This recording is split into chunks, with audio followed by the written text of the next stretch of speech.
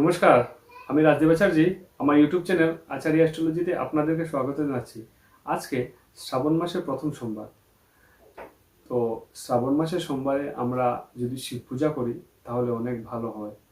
এই জন্যই বললাম, আপনারা যারা অনেক ডিপ্রেশনে আছেন, মনে করছেন অনেক আমি চিন্তা করছি, অনেক ডিপ্রেশনে আছি, কোনো কিছু কাজ হচ্ছে না, আপনারা যদি শ্রাবণ মাসের সোমবারে শিব পূজা করেন আপনাদের অনেক বেশি ভালো হবে।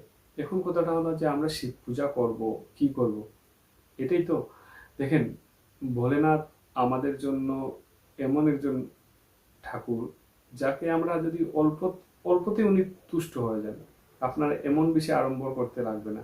আপনারা যদি একদম অল্পর মধ্যে, আপনাকে বলছি, আপনারা যদি বেলপাতা নিয়ে তার মধ্যে অল্প চন্দন লাগিয়ে দিলেন, বেলপাতার মধ্যে চন্দন লাগিয়ে আপনার 21টা বেলপাতা আপনি যদি শিবের মাথায় প্রত্যেক সোমবারে এই শ্রাবণ মাসের যদি আপনার শিব মন্দিরে গিয়ে ঠাকুরের কাছে দেন, অল্প জল দেন, দিয়ে অল্প দুধ দেন, তারপর কখনো দেখবেন আপনার যে ঠাকুর তাতেই আপনাদের অনেক বেশি তুষ্ট হয়ে যাবে।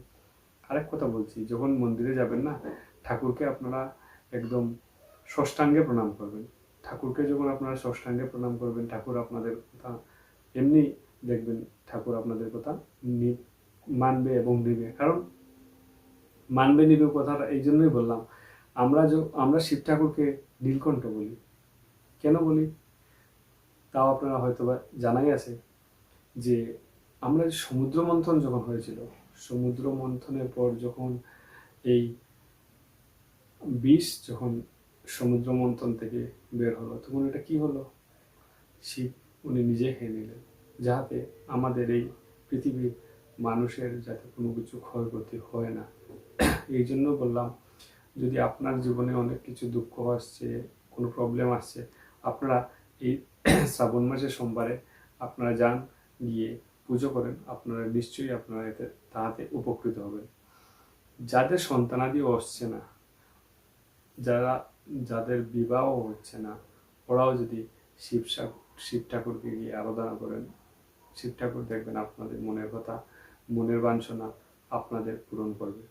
যাদের ছেলেমেয়ের জন্য অনেক বেশি আপনাদের চিন্তা হচ্ছে, আপনারাও শিব ঠাকুরকে যান, এই শ্রাবণ মাসের সোমবারটা পালন করেন, এবং শ্রাবণ মাসের সোমবারে যদি ফাস্টিং করতে পারেন তাহলে আরো ভালো।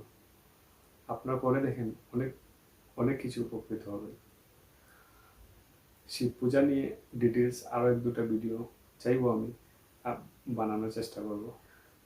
আমার যদি ভিডিও আপনাদের ভালো লাগে তাহলে আমাদের এই চ্যানেলটা আপনারা সাবস্ক্রাইব করবেন, শেয়ার করবেন এবং বেল আইকন দাবাবেন। যদি আপনারা সাবস্ক্রাইব করেন, শেয়ার করেন, আমাদেরও ভালো লাগবে। আমি আরও নতুন নতুন ভিডিও বানানোর জন্য আগ্রহ থাকবো এবং ভিডিও আপনাদের জন্য নিয়ে আসবো। নমস্কার, ভালো থাকেন।